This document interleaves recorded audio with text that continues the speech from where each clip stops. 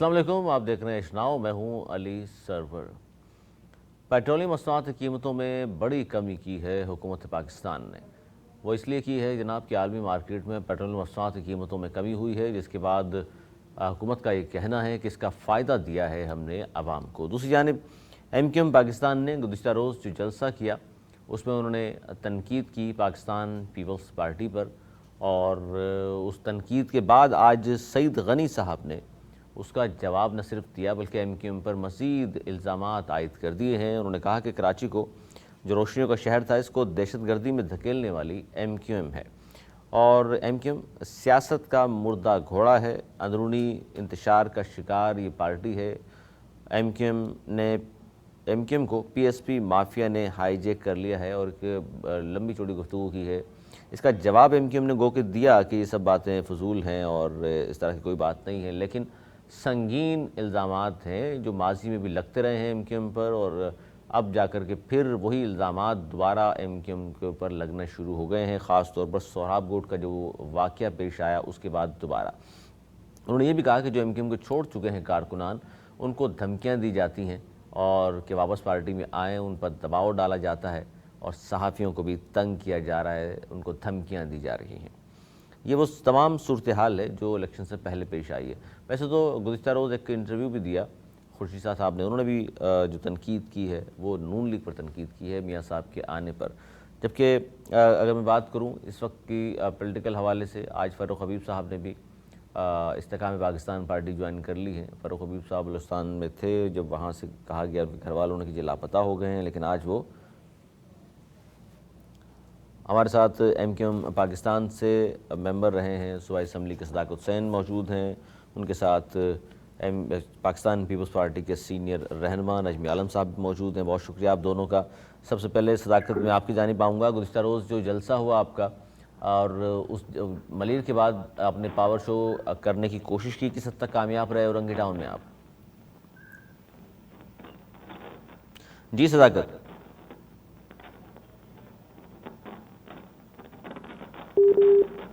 अच्छा, सदाकत साहब के पास गालिबन आवाज़ नहीं पहुंच पा रही। नजमी आलम साहब, आप मेरी बात पहुंच रही है आप तक? जी बिल्कुल, मुझे आपकी आवाज़ आ रही है। अच्छा नजमी आलम साहब, अब जो गुफ्तगू हो रही है इलेक्शन से पहले, ज़ाहिर है जनवरी के आखिरी हफ्ते में कहा गया है, शेड्यूल की अनाउंसमेंट नहीं हुई, लेकिन जो कुछ कहा गया उस हवाले से बात कर रहा हूँ कि जी जनवरी के आखिरी हफ्ते में इलेक्शन हो जाएंगे।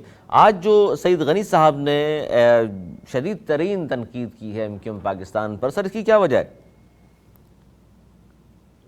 उनकी जो कल जलसे में लैंग्वेज बोली गई थी, जिन विचारों को इस्तेमाल करके MQM ने छोड़ दिया था, आज फिर उनके तहत तो पहुंच गए और वहां जो बातें कर रहे थे खालिद मकबूल सिद्दीकी साहब और टीम, तो उसका जवाब देने तो था ना कि आप लोग जो बातें कर रहे हो तब आप कर गए और जिम्मेदारी दूसरों पे देते हो।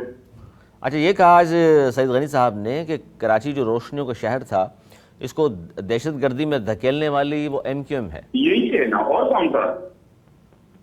अच्छा, वो MQM ने किया सारे शहर के नौजवानों के हाथ से कलम लेके बंदूकें ले ली और तबाही हो गई। रोज नौजवान की लाशें, कौन सा घर बचा सन? इन्होंने तो मैं खुद उर्दू स्पीकिंग हूँ, मैं समझता हूँ कि मेरे उर्दू स्पीकिंग को जितना तबाह MQM ने किया, किसी ने नहीं किया। अच्छा, आप ये समझते हैं कि उर्दू स्पीकिंग भी हैं, लेकिन जाहिर है आपके भी सर घर के ख़ानदानी कुर्बानियाँ हैं, वो हम जानते हैं। अच्छा, नहीं, वो मैं सोच को छोड़ दें मेरे भाई को, मैं शहर के हर नौजवान की बात कर रहा हूँ भाई।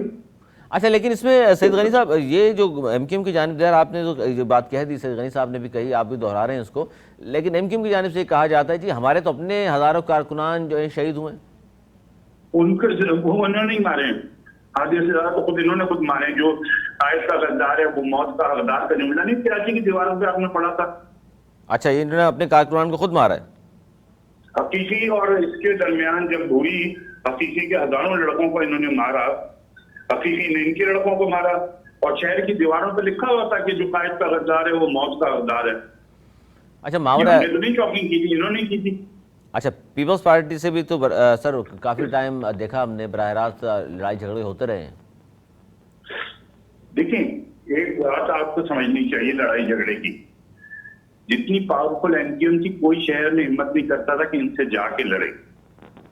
जो भी करता था वो अपने दिफा के लिए कहीं तो कुछ करेगा ना।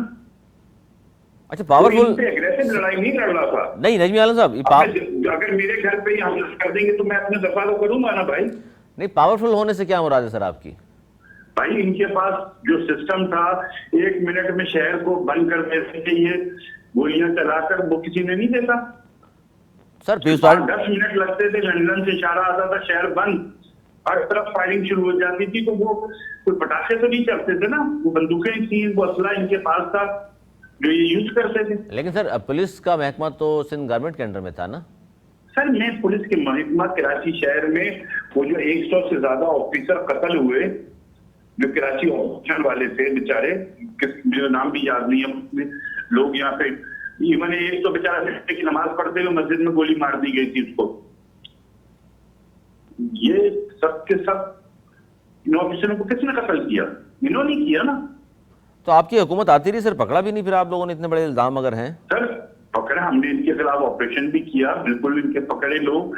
लेकिन 2008 में भी आने के बाद हमने तो कोशिश की थी, पहले खुद ही इन्होंने कराची के ताजिरों को आसिफ साहब के पास भेजा कि अपनी हुकूमत में शामिल करो।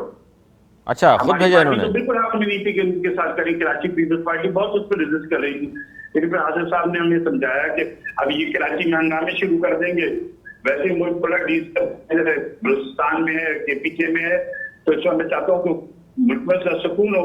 इनको मिलाया था लेकिन क्या आदतें नहीं गई। अब वो अल्ताफ हुसैन से जान चुकी है तो शायद ये कुछ बन जाए, लेकिन अगर इनको अपने गुनाहों का कफारा अदा करना है तो इनको बोलना पड़ेगा कि अल्ताफ हुसैन ने ये कत्लेआम कराया। अच्छा, वरना मैं समझूंगा ये सब ड्रामा कर रहे हैं। नहीं नजमी आलम, तो ये बात अजीब सी नहीं है कि एक शख्स बाहर बैठा हुआ है, उसने कत्लेआम कराया, तो यहाँ जो कर रहे थे वो कौन? यहाँ पर उसका पूरा नेटवर्क था। आप बीबीसी शहर में रहते हैं भाई, इससे बोले नहीं नहीं नहीं नहीं, मेरा सवाल ये नहीं है। लंदन से फोन आता था, सर सुने तो सही, बंद कर दो, कराची बंद हो जाता था। सर मैं इसलिए तो आपसे पूछना चाह रहा हूँ कि उन्होंने तो कह दिया बंद कर दो, यहाँ कौन बंद कराता था? ये पूरी एमक्यूएम के इनके सेक्टर यूनिट जिधर से लड़के असला लेके निकलते थे और 2 मिनट में फायरिंग करके इसे शहर बंद करा, इनका तो ऐसा खौफ था कि कोई बोल नहीं सकता था। तो सर यही लोग अगर सब कुछ कर रहे थे तो आज यही लोग नफीस भी हैं, यही लोग बैठे हुए असेंबली में भी। भाई असेंबलियों में बैठे ना, जल्दी तो पिछले इलेक्शनों में कराची में इनका क्या हाल हुआ, अभी इनके अंदर इतनी हिम्मत नहीं हुई कि लोगों को इलेक्शन लड़ लेते। इनको पता था कि बुरी तरह हारेंगे लोकल गवर्नमेंट इलेक्शन। अच्छा सईद गनी नहीं लड़ा। अच्छा सईद गनी साहब ने ये कहा कि चूंकि ये जो इंतखाबात थे, जो सीटों पर दोबारा हुए, उन सीटों पर ये चूंकि हार गए इसलिए इनकी हिम्मत नहीं पड़ी कि बल्दियाती इंतखाबात में हिस्सा लें। बिल्कुल ऐसे ही है ना, इन्होंने इलेक्शन तो लड़े ना, कई जगह पर बाई इलेक्शन जी बल्दिया में लड़े।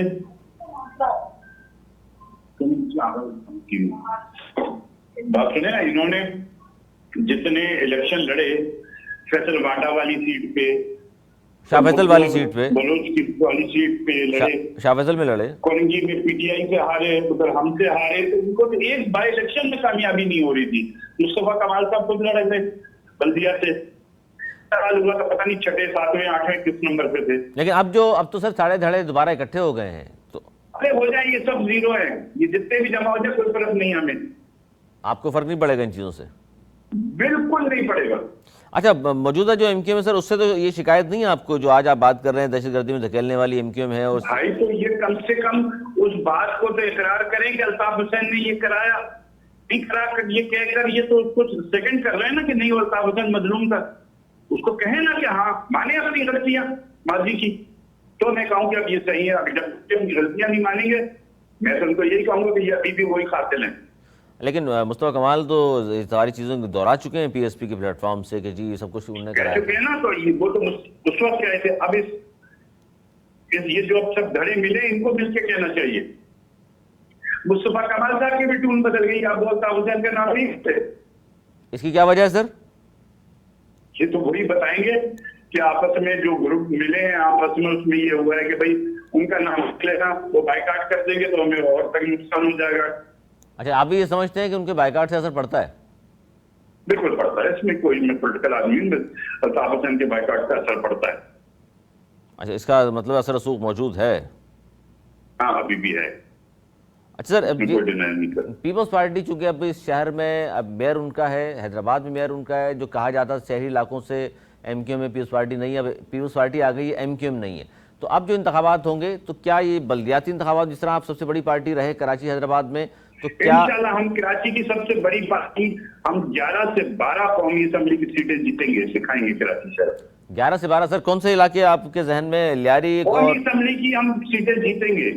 सर लियारी मलीर के अलावा 11 से बताएं, 12 लियारी और मलीर के जी। अलावा, लियारी और मलीर के अलावा।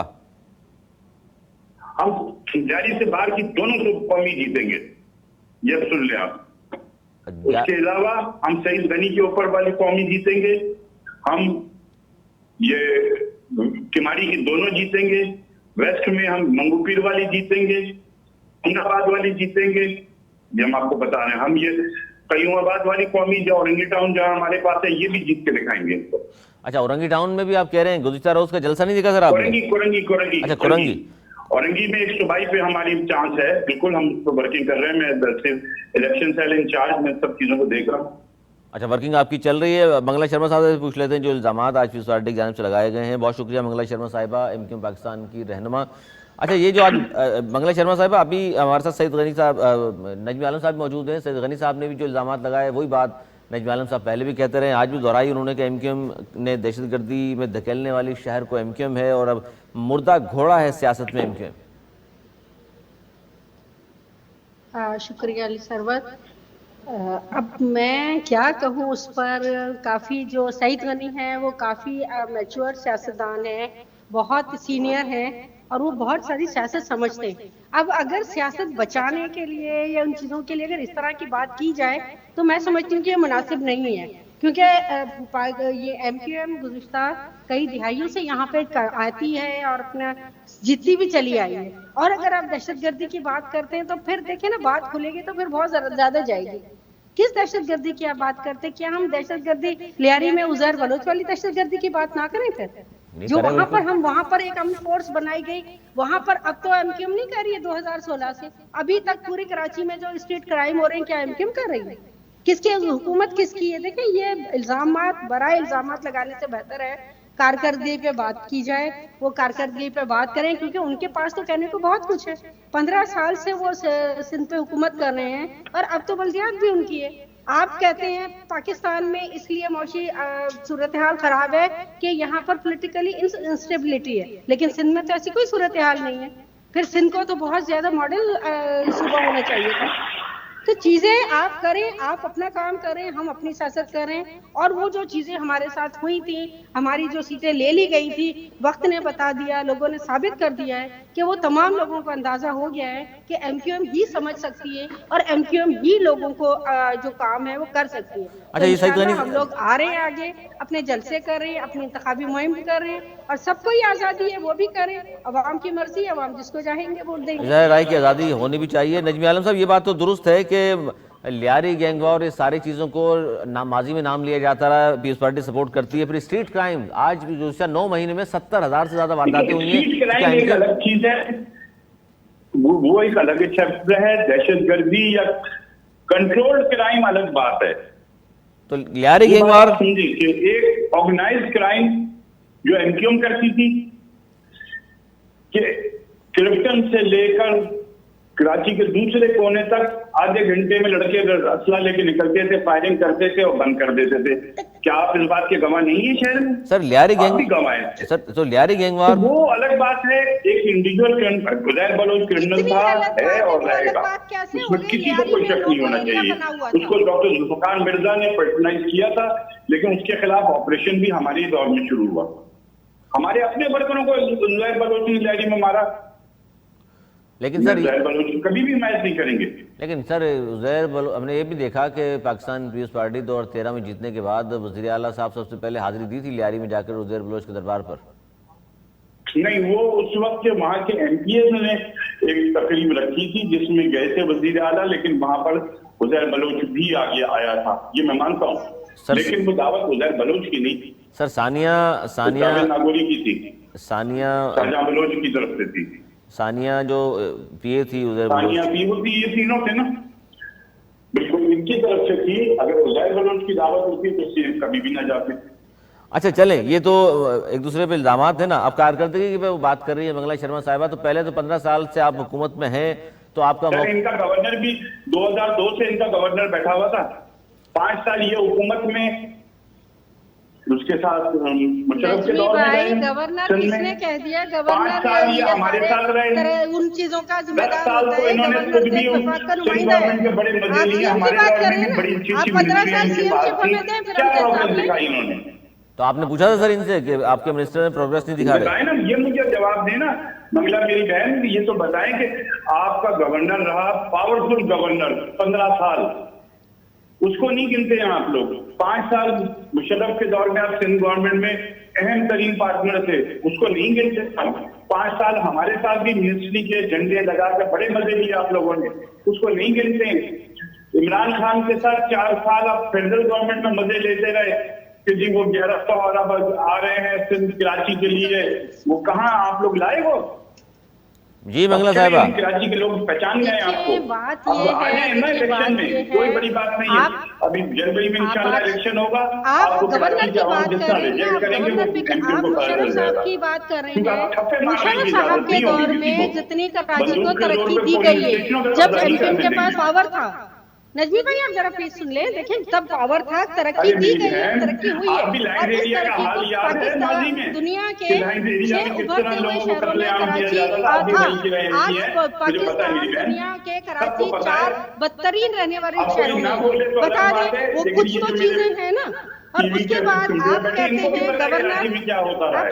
आप सुनेंगे नहीं तो फिर मैं कैसे सुन ले नजमी साहब, सुन ले, वो भी कहना चाहते हैं। सुन लो। देखिए, गवर्नर का एक विभाग का अलग से ओहदा होता है। आप हमें, आपने तो 15 साल चेयर वो सीएम को रखा है ना, आप हमको 5 साल सीएम दे दें और फिर आप हमसे तरक्की वो ले रहे हैं, हमसे वो करके आपने, फिर आप कहते हैं कि जी हमने हुकूमतों के मजे लिए। आप मुझे बताइए, एमक्यूएम के दरवाजे पर हर पॉलिटिकल पार्टी का लीडर आया।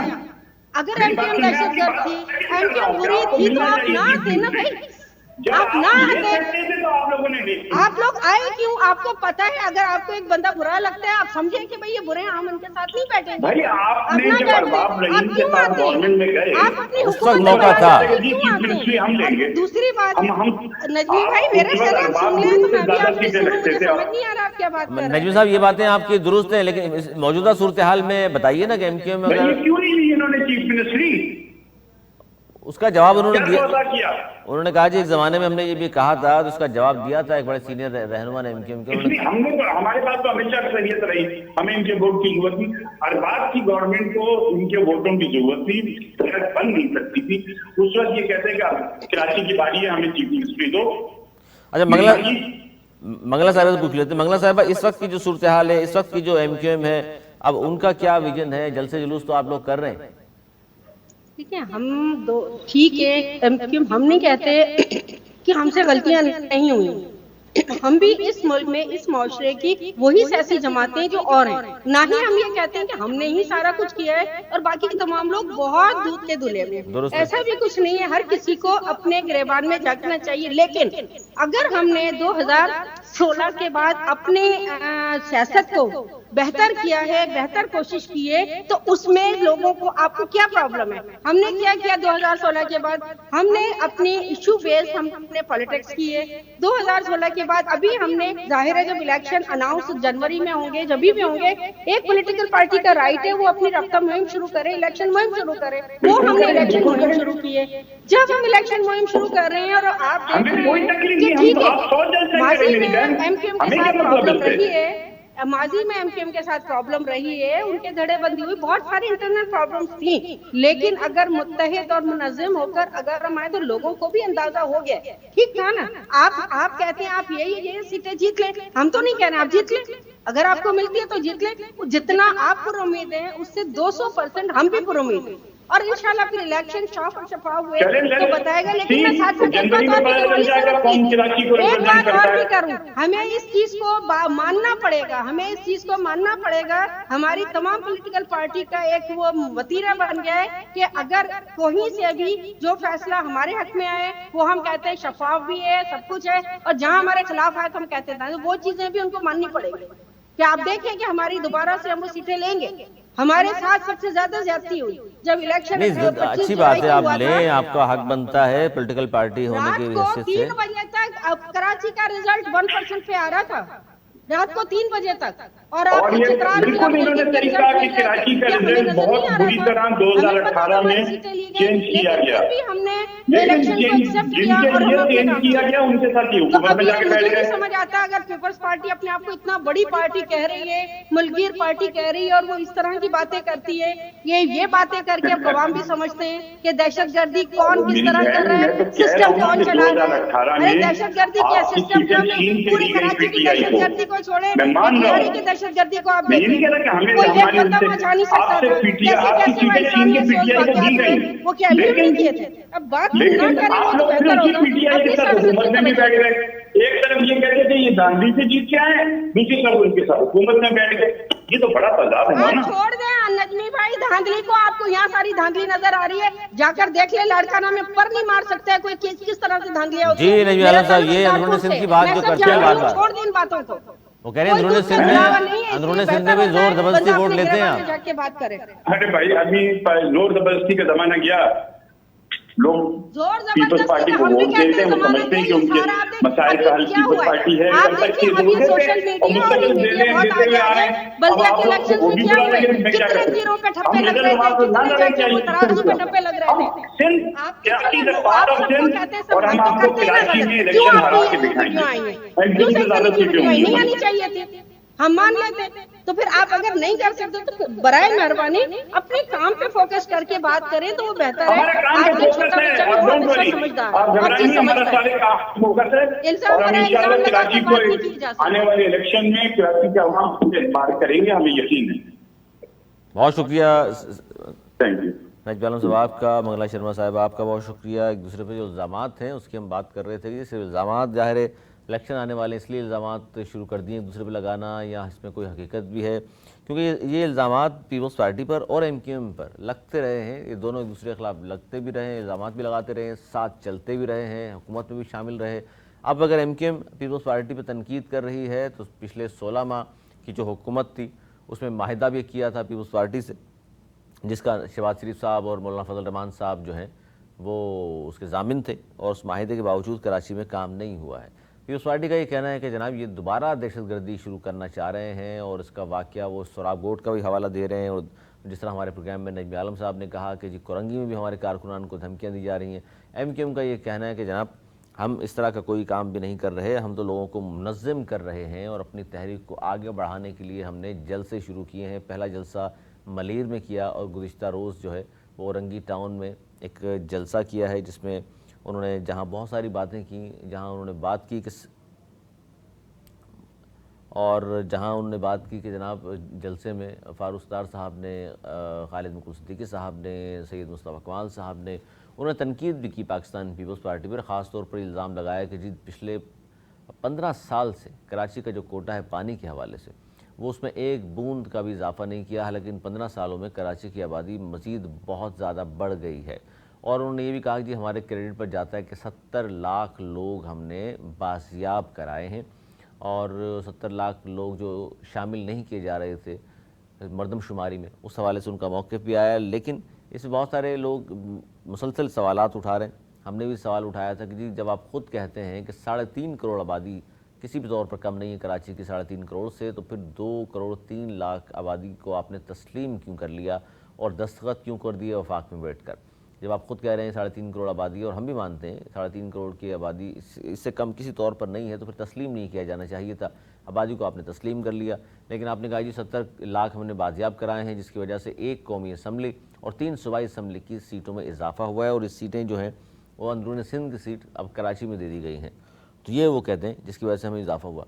पीपल्स पार्टी ने चूँकि बल्दियाती इंतखाबात में सबसे बड़ी पार्टी बनकर सामने आई, और फिर मेयर बन गए मुर्तज़ा वहाब, डेप्टी मेयर बन गए पीपल्स पार्टी की जानिब से सलमान अब्दुल्ला, और इस तरह दूसरी बड़ी जमात रही जमात इस्लामी।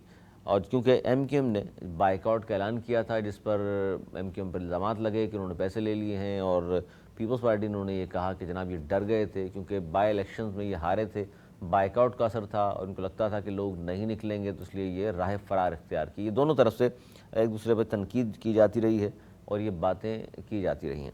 अब हम प्रोग्राम के आखिर में दोबारा मैं बात करना चाहूँगा पेट्रोलियम मसनूआत के हवाले से, जो आवाम को एक बड़ा रिलीफ कहा जा रहा है, गो के जबकि कहा अच्छा, जिस पर हम बात कर रहे हैं हमारे साथ मलिक खुदा बख्श साहब मौजूद हैं, डीलर हैं पेट्रोल एंड गैस एसोसिएशन के। बहुत शुक्रिया। मलिक साहब, क्या कहेंगे, एक बड़ा आवाम को रिलीफ तो मिला, 40 रुपये पेट्रोल नीचे आया है, आलमी मार्केट में पेट्रोल कीमतें कम हुई हैं, आप क्या कहेंगे इस हवाले से? असल में बात ये है कि ये गुड लक है और ये आप समझे कि गवर्नमेंट ने आप पे मेहरबानी की है आवाम पे, क्योंकि पेट्रोल तो पिछले हफ्ते नीचे हुआ था और फिर आप इस जंग की वजह से थोड़ा सा ऊपर चला गया, लेकिन उन्होंने पिछले इफेक्ट को कंक्लूड करके तो ये बेनिफिट दिया है। ये बड़ा अच्छा गेस्चर है गवर्नमेंट का और ये अवाम के लिए खुशखबरी और अवाम के लिए सहूलत है कि उनको ये सहूलत मिली है। अब ये मेरा ख्याल है आगे भी अगर ये जंग प्रोलॉन्ग ना हुई तो बेनिफिट और भी हो सकता है, लेकिन अगर ये जंग आगे गई तो सूरत हाल बिगड़ भी सकती है। आप दुआ करें, हम भी दुआ करेंगे, लेकिन ये है कि ये इस वक्त जो उन्होंने बिल्कुल कैलकुलेशन की है 101%। हमारी कैलकुलेशन कोई 38 रुपए आ रही थी पेट्रोल की और कोई 17 रुपए आ रही थी डीजल की, लेकिन उन्होंने राउंड फिगर करके 40 कर दिया और मैं समझता हूँ कि बहुत अच्छा किया ये, और ये बड़ा अच्छा इम्पैक्ट आया है गवर्नमेंट के लिए भी और अवाम के लिए भी। और डीजल पे भी थोड़ी सी लेविंग बढ़ी है, वरना डीजल थोड़ा सा ऊपर जाता, लेकिन अच्छा हुआ कि उन्होंने वो भी एडजस्टमेंट करनी है आईएमएफ के प्रोग्राम। तो ये बहुत अच्छा साइन है और ये हम और आप सब गवर्नमेंट का शुक्रिया अदा करें और हम उम्मीद करते हैं। इससे पता लगता है, देखें डॉलर नीचे आ रहा है, ये बड़ी एफर्ट्स है जो जनरल साहब ने कमिटमेंट की थी कारोबारी लोगों से, बिजनेसमैन लोगों से। आज तक हमने देखा लोग कमिट करते हैं, उन्होंने यकीन लेके अल्लाह ताला उसको जिंदगी दे। अच्छा, ये बात दुरुस्त है। इसमें खुदा मलिक साहब, जाहिर है जनरल साहब ने जो कमिटमेंट की थी अल्लाह का शुक्र है कि पूरी होती जा रही है आहिस्ता आहिस्ता सारी। अच्छा, इससे पहले भी आलमी मार्केट में कीमतें कम हो रही थी, लेकिन कहा जा रहा था कि हमने जो मायदा किया IMF जिसकी वजह से रिलीफ नहीं दे सकते और फिर कीमतें बढ़ रही थी पेट्रोल की पाकिस्तान में। जी नहीं, उस वक्त जो बढ़ देखे आप, वो यहाँ तक भी हो गया था कि 94 पे चली गई थी जब इन्होंने पेट्रोल 26 रुपए मिलाया था और डीजल 19 रुपए मिलाया था। उस ऊपर गई और एक हफ्ता 10 दिन के बाद नीचे आने शुरू हुई, तो होते होते वो 84 पे आ गई थी। आप फिर 90 पे चली गई है क्योंकि जंग हुई है, वरना मैं समझता था कि 80 पे भी आ सकती है और रिलीफ भी आवाम सकता है, लेकिन ये अभी 90 पे चली गई है क्योंकि ये जो जंग हो रही है इसके इसराइल की और उसकी वजह से ये गड़बड़ हुई है। और हम ये फोर्सी कर रहे हैं कि ये कंट्रोल हो जाए तो बड़ी अच्छी कंट्रोल में हुई तो फिर पेट्रोलियम के प्राइस बढ़ भी सकती है। अच्छा, इसमें तो कोशिश हो रही है। मलिक साहब, ये कहा जाता है कि जी पेट्रोलियम कंपनीज जो पेट्रोल लेती हैं वहाँ वो फी लीटर 7 रुपये, उसके बाद डीलर्स फी लीटर 7 रुपये रख लेते हैं, बहुत ज़्यादा है जो कि कम होना चाहिए। इस पर आप क्या कहेंगे? नहीं, ये तो बिल्कुल गलत बात है। ये तो जो इस वक्त तो डीलर मार्जिन मिल रहा है, इस पे तो देखो इतनी इन्वेस्टमेंट बढ़ गई थी जब आपने देखा कि पेट्रोल की कीमत 300 से भी ऊपर चली गई और फिर देखे कैपिटल बढ़ जाता है, बढ़ जाती है, तो बेचारे तो परेशान थे। अब तो ये इंडस्ट्री चलने के काबिल ही थी और बहुत सारे लोग इस इंडस्ट्री से भागने की कोशिश कर रहे थे। ये तो अल्लाह का करम हुआ कि बाद भी प्राइस नीचे गई और ये जो फॉल हुआ है डॉलर, सबसे बड़ी बात, और ये सारी बात जो जो जो उन लोगों को जाती है, उन लीडर्स को जाती है, स्पेशली जनरल साहब को, जनरल मुनीर साहब को, जिन्होंने ये कंट्रोल करके दिया है, ये किसी और के पास नहीं थी। और देखिए मैं समझ रहा हूँ कि ये जो हमारा एस्टिमेट है कि और भी डॉलर 250 तक आएगा और पेट्रोल भी मेरा ख्याल है कि 250 तक आएगा। इसी हिसाब से आप दुआ करें कि जंग ना बढ़े और ये फायदा होगा अवाम को। अब बात देखने कीजिए आप गवर्नमेंट को कि जो इफेक्ट आया है पेट्रोल का, जब पेट्रोल बढ़ता है तो हर चीज बढ़ जाती है। अब पेट्रोल का इफेक्ट आया तो हर चीज को नीचे आनी चाहिए, ट्रांसपोर्ट के किराए नीचे आने चाहिए, ये जितनी आपकी कम्युनिटी है, गो सब्जियां, ये वो सब, चीनी, शुगर, दूध, ये सब नीचे आना चाहिए ताकि अवाम को रिलीफ मिले और अवाम को रिलीफ मिले, सुख का सांस ले।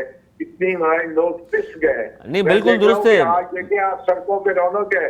आप पहले लोगों ने गाड़ियां बंद कर दी थी, अब ये इफेक्ट आने से आज पेट्रोल पंपों पे भी रौनक है और सड़कों पे भी रौनक है। चहल पहल इससे और चीजें भी बढ़ेंगी। सर रौनक, रोजगार भी बढ़ेगा। मलिक साहब, रौनक वो कहते हैं जी, रौनक मजीद बढ़ सकती है अगर पेट्रोलिंग कंपनियां और डीलर्स अपना मुनाफा थोड़ा सा और कम कर दें। डीलर कंपनियां और मुनाफा, ये आपकी एक, मैं क्या कहूँ आपको, आप इन अल्फाज को वापस ले लें, वरना डीलर और कंपनियां आपके पीछे भर जाएगी। देखिए ये तो मैं तो कहता हूँ कि डीलर और ये मार्जिन डीलर का बढ़ना चाहिए, क्योंकि उनकी एफर्ट्स हैं इस इंडस्ट्री। सर आप अपना मतलब साहब आप अपना मार्जिन बढ़ा रहे हैं, आवाम की तनख्वाह थोड़ी बढ़ती है, बेचारे वो गरीब वही 30,000 35,000 पे। आप हमारा मार्जिन देखते हैं, अगर हमारी इन्वेस्टमेंट देखे तो आप तो भाग जाए कहीं, या मैं बिजनेस नहीं करता। ये तो हम, क्योंकि इन्वेस्टमेंट सड़क के ऊपर पैसे लगा के लोग बैठे हुए हैं और इसलिए वो बेचारे ना भाग सकते हैं ना जा सकते हैं, कि क्या करें वो। सर आप अच्छा वक्त आने वाला है। सर रातों रात जब 15-15 रुपए पेट्रोल में एकदम इजाफा हो जाता है तो फिर वारे न्यारे तो होते आप ही के, आवाम को क्या फायदा? नहीं, आप सुन ले तो बड़ी अच्छा सवाल किया आपने, मैं आपको क्लियर कर दूं। देखिए जब पेट्रोल बढ़ने वाला होता है तो कंपनी एलोकेशन लगा देती है, आपको 40,000 की जरूरत है तो 15,000 देती है। इस तरह 3-4 दिन पहले एलोकेशन लगा देती हैं, तो पेट्रोल पंप वालों के पास तो पेट्रोल ही नहीं होता कि वो तो जब खत्म हो जाता है तो फिर उनको घर से पैसे जाके लाने पड़ते हैं। आप करें उन बातों को जो फैक्चुअल स्टोरी है, ये फैक्चुअल स्टोरी। आप इस वक्त क्योंकि सस्ता होने जा रहा था तो कंपनियों ने जितना किसी ने मांगा इतना दिया, तो बात ये होती है, इससे आप लोगों को क्या नुकसान, मैं अपना बता रहा हूँ 20-25 लाख का एक रात में नुकसान हो गया। उसकी वजह ये है कि हमने भर के रखा, हमने ये नहीं खाली नहीं रखा। हमने कहा कि अगर नुकसान हो तो होने चाहिए, हमारे कस्टमर आए तो उनको तेल मिले, ये ना हो कि हमारा पंप खाली हो। तो ये हमारा नाम, हमारी कंपनी की रेपुटेशन, ये चीजें देखी जाती है। तो बात ये है कि ये आपका ये जो ख्याल है ना कमीशन, ये तो मैं समझता हूँ कि अगर ये तो कम है, इसको तो 10 रुपए से कम होना चाहिए जो इस वक्त की कैलकुलेशन है डीलर मार्जिन को, कम अज कम 10 रुपए हो। सर आप देखो बिजली का बिल देखो, मैं आपको बिजली का बिल बताता हूँ, मैं जो 2.5 लाख का बिल देता था आपको 5,55,000 का आ गया। सर ये सिर्फ आपका थोड़ी है, ये तो आवाम के साथ भी यही सुलूक हो रहा है। बिजली वाले तो आवाम के साथ भी यही सुलूक कर रहे हैं। आवाम देगी हमारे तो आवाम के बिल भी तो आपने नहीं देने सर, वो भी आवाम नहीं देने। नहीं, लोगों की तनख्वाहें देखे, गवर्नमेंट के टैक्स देखे, साफ जाके देखे, तो ये तो जो मार्जिन है ये कुछ भी नहीं है, आटे में नमक है। सर मैं आपको फैक्चुअल बता रहा हूँ, अगर आप चाहें तो मैं आपको कैलकुलेशन भेज सकता हूँ। सर रातों रात हम तो ये सुनते हैं डीलर्स और कंपनियां रातों रात अरबों रुपए कमा लेती हैं। कंपनियां कमा सकती हैं, ये कह सकते हैं, डीलर को तो मिलता ही नहीं है। जब महंगा होने की रूमर्स होते हैं तो कंपनियां वार्गेशन लगा देती है। मैं आपको बता तो रहा हूँ, आप किसी से पूछ लें और सारे अखबारों की खबरें भी पूछ लें। अच्छा, बहुत शुक्रिया सर, वक्त की किल्लत है, बहुत शुक्रिया। मतलब खुदाबख्श साहब, आपने हमसे बात की और बताया कि डीलर्स करते क्या हैं, पेट्रोल कंपनियों क्या किरदार है। और लेकिन ये बात दुरुस्त है कि पेट्रोल की कीमतें अगर कम हुई हैं तो ट्रांसपोर्टर को भी चाहिए किराया कम करे, और ये जाहिर है वो ख़ुद तो कम करेंगे नहीं, हुकूमत वक्त को चाहिए इस पर भी तवज्जो दें। और पेट्रोल की वजह से, डॉलर ऊपर जाने की वजह से अशियाए ज़रूरी कीमतें जो बहुत ऊपर चली गई हैं उनको भी नीचे हुकूमत ही ला सकती है, और यह हुकूमत का एक काम है आवाम को रिलीफ देना। आज तक इतना ही, अगले प्रोग्राम तक के लिए मुझे मेरी टीम को दी इजाज़त, बुलाने के बाद।